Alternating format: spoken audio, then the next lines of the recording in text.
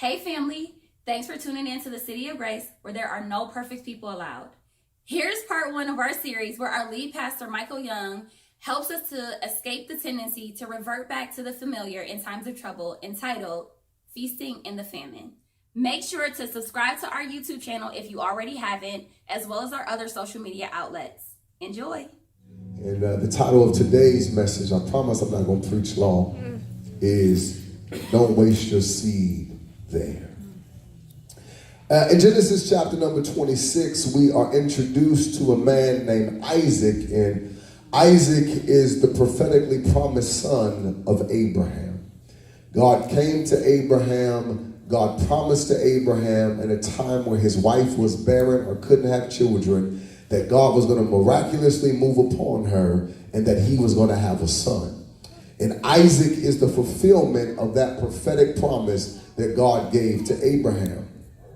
But not only is Isaac the fulfillment of prophecy, but God also made some prophetic promises to Isaac after he was born. God began to speak over Isaac's life, and he began to tell Isaac how he was going to bless him, and he was going to increase him, and he was going to expand him, and he was going to do all these miraculous things in his life. So he was the fulfillment of a promise, but he also had received some promises himself from God.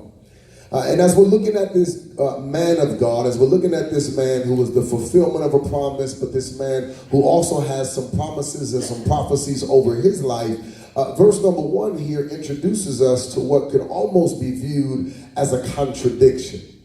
God spoke to this man and told this man that he was going to be blessed, that he was going to multiply, that he was going to expand him, that he was going to do all these phenomenal things in his life. But still, yet verse number 1 opens and says, and there was a famine in the land. It almost seems like that's an oxymoron, because God, there are prophecies on my life, and there are promises that you have made to me, and the promises and the prophecies were specific. They were that you were going to bless me, and that you were going to increase me, and that you were going to expand me. So how is it possible that this man, who is not just the fulfillment of a promise, but he has promises on his life, how is it possible that this man finds himself living in a time of famine?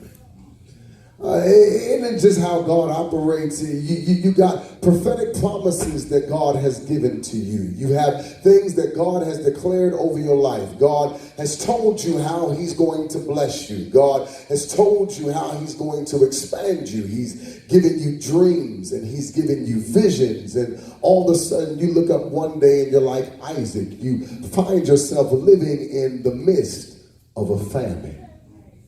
For those who don't know what a famine is, a famine, according to dictionary.com, Webster, and a few others, is a time of no production. It is a time of fruitlessness, deficit, insufficiency, lack, or shortage, usually caused by a drought. It's called a time of famine. It's a time where there is no production going on. There is a time where I don't see any fruit. It's a time where it appears to be lack and insufficiency. It's a time where there is shortage, and it's normally a result of a drought. I wonder, have you ever found yourself somebody who has a ministry and a calling on their life, and you find your ministry in a time of famine? Right. God has told you that you're going to do these incredible things. God has told you that he's going to allow you to stand on these incredible platforms. God has told you all these phenomenal things that he's going to use you to do. And you walking around don't have no engagements. Folks don't even know your phone number, your email address. Nobody's reaching out to you. You've been studying, fasting, and praying, but you find yourself in a time of famine. You can be somebody who God has given you a vision or a dream for a business, and you're saying, God, I have this prophetic promise over my life. You said that I was going to be an entrepreneur, a business owner. You said I wasn't going to have to work for other people, but I was going to be somebody who was going to be blessed to be a blessing, somebody who would have the ability to employ others. And I'm looking up and I'm making minimum wage on my job. I look at my bank account, seem like I don't have two nickels to rub together. I have prophecies and promises over my life, but I'm living in a time of famine. It could be somebody who is in a relationship famine. You know what? You've been out here testing the market. You've been on ChristianSingles.com. You've been different churches. You've been on Facebook, Instagram, Snapchat. You've been looking for a good man. You've been looking for a good woman. You've been searching for a mate. And you know what? All the places you've tried is fruitless. It's insufficient. There's lack. It is a famine. Oh, come on now. In the land. I've heard from many of you, so I'm not telling you what I think. I'm telling you what you have already told me. There's a famine in the land, right? You find yourself when it comes to your kids. You know what? When your children were born, God gave you visions, dreams. He gave you prophetic words for them, and you look at your children now, and they are out in the streets, and it seems like the enemy's controlling their lives, and it seems like there's no hope, and they don't have a future. You have prophecies and promises, but you find yourself in a time or in a season of famine. I wonder, is there anybody in the house of God this morning besides me that has ever found yourself in certain times and certain days and certain circumstances in your life to where you were in a famine? It was lack, it was a drought, it was insufficient. It did not look like what God told me it was going to be. It does not look like the prophecies that God has given to me. I wonder, is there anybody besides me that has been there? Well, family, I want to suggest to you that if you're in that time or in your place of famine, I want to suggest to you that you're not alone. It's not unique to you. It's not unique to me. It's not unique to Isaac. But if you study the scriptures, what you'll find out is throughout biblical history, there were no less than 13 famines. There were 13 famines throughout the Bible, and many of the major players in God's plan found themselves having to experience times of famine. Abraham experienced famine. Isaac experienced famine. Jacob experienced famine. Joseph and his 11 brothers experienced famine. Ruth experienced famine. Naomi experienced famine. David, Elijah, Elisha, Nehemiah, and many people in the New Testament experienced famine. These are some heavy hitters. These are some people who have prophecies and promises over their lives, and still yet all of them found themselves having to go through a time and a season of famine. A time and a season where it seemed like there was a drought. Not just a natural drought, but a spiritual drought. It was not just a drought, but it was lack. It was insufficient. It was fruitless. And there was no production taking place in their life. Baby, I want you to understand, if you are in a famine, you find yourself in good company. So the question that I would pose is, if all these significant people had to go through a famine, if Isaac finds himself in a famine, if you have found yourself in a famine, if I have found myself in a famine, why in the world would a God who defines himself as Jehovah Jireh allow us to go through a time of famine? How can a God who calls himself the God who will provide allow us to find ourselves in seasons of no production? How can a God who says that he'll supply all of our need according to his riches and glory? He said he'll anoint our head with oil that our cup can run over, that surely goodness and mercy will follow us all the days of our lives. He said that we'll be the head and not the tail, above and not beneath, lenders and not borrowers. He said that, you know what, we'll have the ability to be a blessing to other people. We shout over all of that, but what happens when you find yourself after hearing all those promises, all those prophecies in a time of famine? Right? He's a blesser. He's a fruitful God. The first command in the scriptures is to be fruitful and to multiply. Okay, God, you want me to be fruitful and multiply? I received the assignment. I received the call of my life to be fruitful, but now I'm in a famine. How do you marry the two? How do you marry the two with a God who tells us to be fruitful, but still yet allows us to go in times of no production and lack and fruitlessness? We find ourselves doing everything we know to do to produce fruit, but still yet it's a famine. God, why would you allow us to go through times of famine and we are supposed to be your children? Well, the answer is because God uses times of famine to test or to authenticate your faith. Because you can't really have your faith tested in times of being full. You can only have your faith tested in times of famine. Right? If I got everything that I need, if I have everything that he promised me, if I have every prophecy that's fulfilled, well, it doesn't take faith to believe for what I already have. Because what the Bible tells us in Hebrews chapter number 11, verse number 1 is now faith is the substance of things what? Hope for. Now, if I have everything, then I don't need to hope. Right, so what God has to do is God has to put me every now and then in a position, in a posture of hoping and not having, because it's in my time of hoping that I have to exercise faith. Which means I got to go through a time of famine and not through a time of full, because that's when I learn how to believe God. Yeah. And what happens is, as many of you have been wondering why you have been experiencing lack or no production in your life, or you're saying, you know what, it ain't syncing up with the vision that God showed me, it's because God is trying to validate, and God is trying to authenticate, and God is trying to get you to pass the test of faith. Because baby, let me tell you something, God is not interested in folks just believing in him in times of being full. God wants somebody who believes even when you can't see it, that he's still able to do exceedingly abundantly above and beyond whatever you ask or even think. Thank you, God. Now, and if it's 13 famines and it's all those people that I listed off to you, then what it looks like is, it's almost a required course. Come on, somebody. I don't know if folks ever been to school and you go to your counselor and they're trying to figure out what do I need to do to graduate, and they say, well, you need to take this course and you need to take this course and you need to take this course. Baby, let me tell you something. There is a course that is linked to your calling called the course of famine, and you know what, there ain't no way you can get around it. If you want to graduate and you want to get the degree to your destiny, you're going to have to walk through times of lack, walk through times of fruitlessness, walk through times of famine. Yes, sir. I'll never forget when I was in college, praise God, Pastor Rick had me out there in a whole bunch of sinful stuff, and I was just trying to live for the Lord, and it was messing up my academics.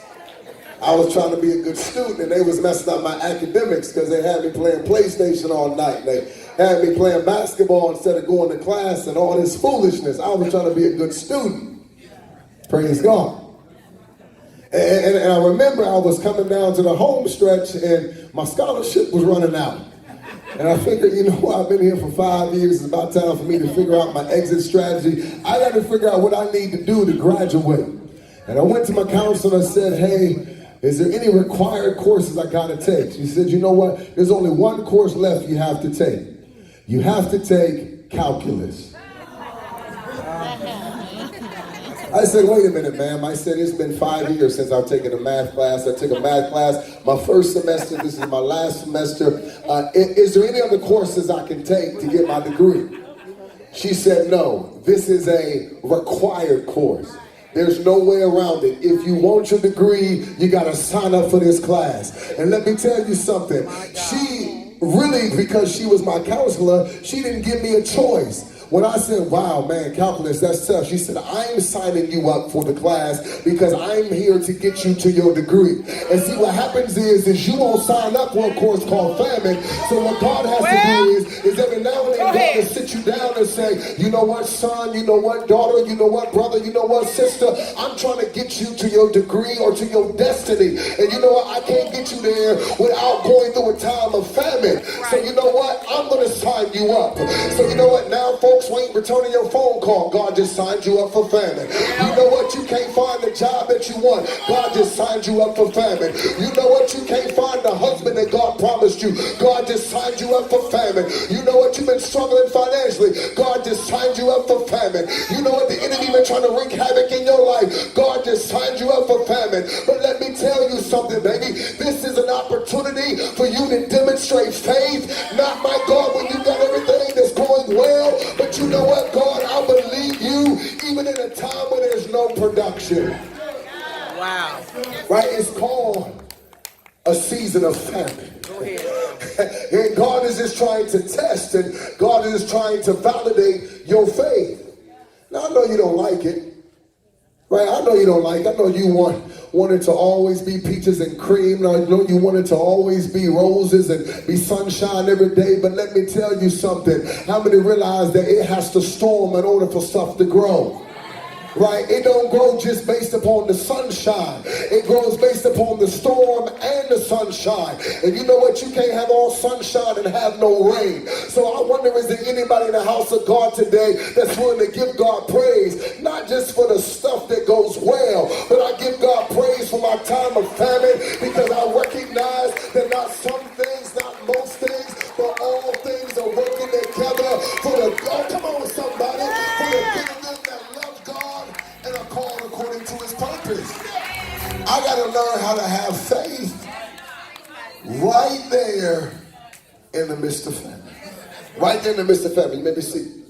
Thank you. I didn't want to preach it. I was going to try to teach this thing, but man, I started thinking about some famines I've been through and got a little excited. Well, So you follow me, brother? Why? Praise God. You start looking back like, Jesus, that was tough.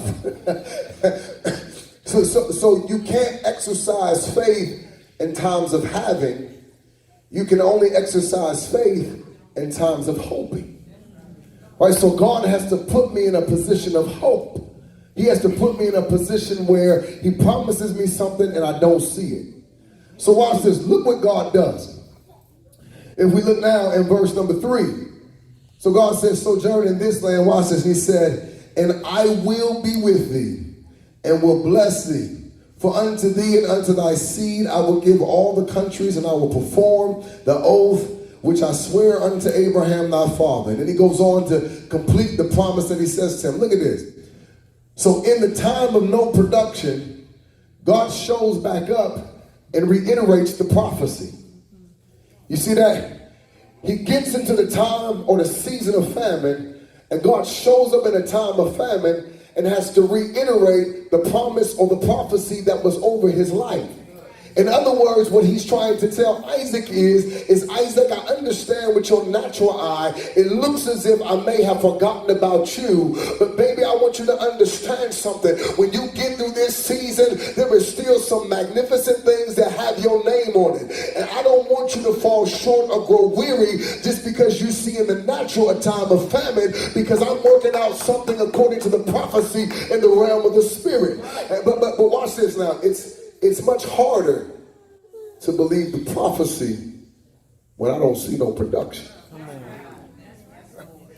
It's easy for me to believe the prophecy, man, when I'm seeing production. It's easy for me to believe that God can do something magnificent when I ain't living on Section 8. It's easy for me to believe that God is going to do something incredible when I'm gainfully employed. I can't get no help in the house today.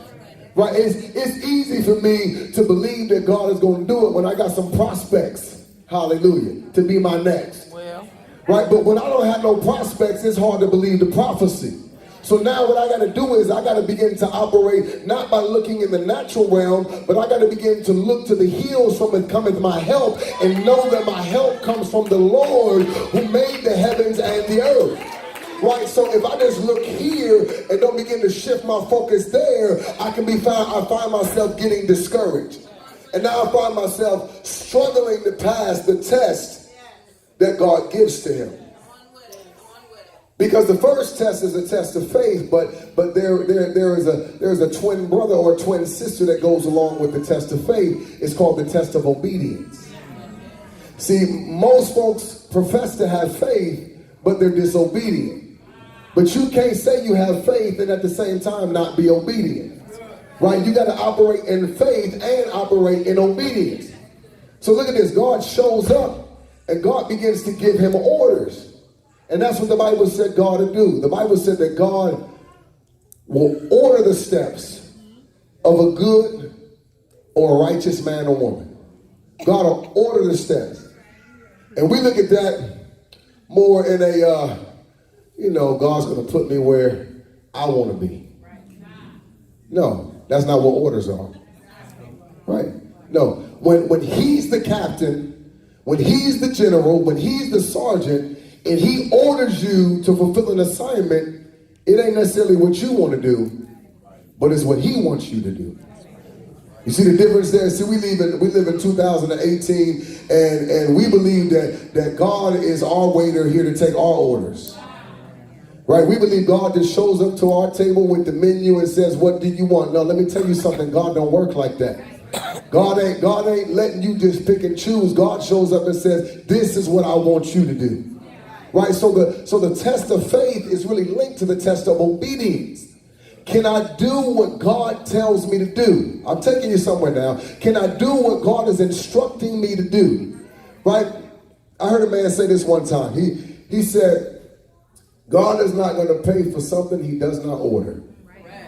Right? Imagine that. Imagine you go to a restaurant, you order, Kelly, she likes hamburgers, french fries, so she orders her cheeseburger with fries, and she'll get a side salad so she can feel good because she has some vegetables. Y'all know how we do. Praise God. And imagine he shows up with a fish sandwich and some bologna. Right? No, I'm not paying for that. That's not what I ordered. Right? God's not paying for something that he does not order. Right? So when God orders you to do something and you seek to do something different, and then you're expecting God to endorse or to pay for or to bless what was outside of what he ordered, he don't work like that. So the true test of faith is obedience. Now watch this. This is pretty profound here. I promise you I'm coming around third corner here. This is pretty profound here because look in verse number 2. God begins to give instructions. There's a famine in verse 1 and then verse 2. This is early on in Isaac's journey from leaving where he was. Look at this. And the Lord appeared unto him and said, watch this, go not down into Egypt. You see that? That was profound to me because he first says, go not down into Egypt. Then he says, dwell in the land which I shall tell thee. He hadn't even told Isaac where to go yet. He tells him where not to go before he tells him where to go. You see that?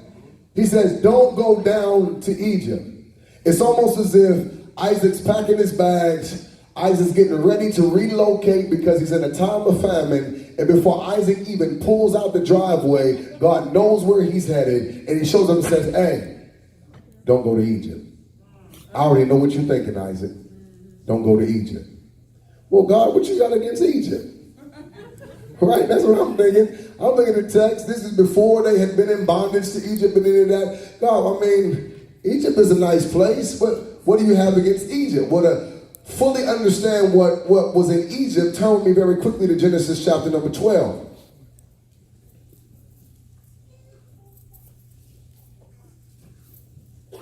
Genesis chapter number 12. When you have it, say amen. Amen. Genesis chapter number 12. And we'll pick up reading in verse number 10. And the Bible says, and there was a what? Famine in the land, and Abram, whose name was changed to Abraham, went down into Egypt to sojourn there, for the famine was grievous in the land. You see that? So many years before, Abraham found himself, which was Isaac's father, in a time or a season of famine. And Abraham, he got up and went down to Egypt. So now, years later, there's another famine that arises, and Isaac begins to pack up. And Isaac says, hey, my daddy went down to Egypt when it was a time of famine, so I'm in a famine, so maybe I need to go down to Egypt as well. And before he even starts the journey, God shows up and says, hey, don't go to Egypt. In other words, what God was telling him is I know that there is a tendency in a time of famine to go to the familiar. That's real. He was trying to show up and tell Isaac, hey, I know that's what your father did. I know that's what you're accustomed to. I know that's what you think you're supposed to do in a time of famine, is you're supposed to go there. But he shows up and says, hey, I want to dispel that myth. I don't want you to revert back to the familiar just because you find yourself in a time of famine. And I wonder how many of us in the house of God, when we find ourselves in times of famine, we revert back to clinging to that which is familiar. Right? Relationships relationships that you said that you were done with, you found yourself reconnecting with them because you found yourself in a time of famine, you found yourself in a time of need, and in my time of famine, I don't know, it's just like I'm on autopilot. I go back to the familiar. I wonder what habits, I wonder what schemes, I wonder what tricks, I wonder what lies, I wonder what type of conniving that is familiar to you, and that's what you do in your time of famine. I wonder how many of us feel the pull of the familiar in your time of famine. But what God is telling somebody in the house of God this morning is don't go back to that which is familiar just because you find yourself in a time of famine, because I'm trying to reposition you to a place that I can bless you. My God. That's good. So he says, don't go to the familiar or the father. But look at this. I'm coming home now. Chapter 26. He says, but go to the place I'm going to show you. And he says this, and sojourn or live or dwell there in that land. And if you go to that land, he says, I'm going to bless you. It is a struggle between flesh and faith. Flesh wants to go to the familiar. Faith is trying to get you to your future. There's a pull. Flesh to the familiar. Faith to my future. And the test is can I be obedient to what God is speaking even though I can't see it? Can I be obedient to the word of the Lord even though I'm in a time of famine? I'm in a time of need. I'm hungry. I'm thirsty. Yes, I have needs. How many ever said that? But I have needs. God knows that you have needs. But God is trying to get you beyond just being a need-based person. Right? God is trying to get you to the point where you can experience blessings and overflow. So Isaac now operates in obedience. And we skip down Genesis chapter number 26, verse number 12. Look at this. And the Bible said, then Isaac sowed in that land. What land? In the land that God told him to go to. In the place that God told him to go to. He went to where God was trying to reposition him. He sowed into his obedience. And the Bible said that he received in that same year 100-fold, and the Lord blessed him. Watch this now. It can be hard in times of famine to walk in obedience because the familiar is calling me and pulling me, and I know I can get a temporary fix there. Right? But if you can just walk in obedience and don't waste your seed or your virtue on the familiar, but you save your seed or your virtue for your future, what God says is he said, I will bless you there.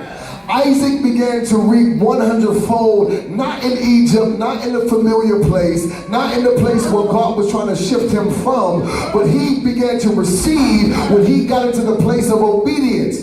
And what happened was, watch this now, this is incredible. In just 12 verses, God took Isaac from a time of famine to a time of being fertile. And family, I want to prophesy to somebody in the house of God this morning.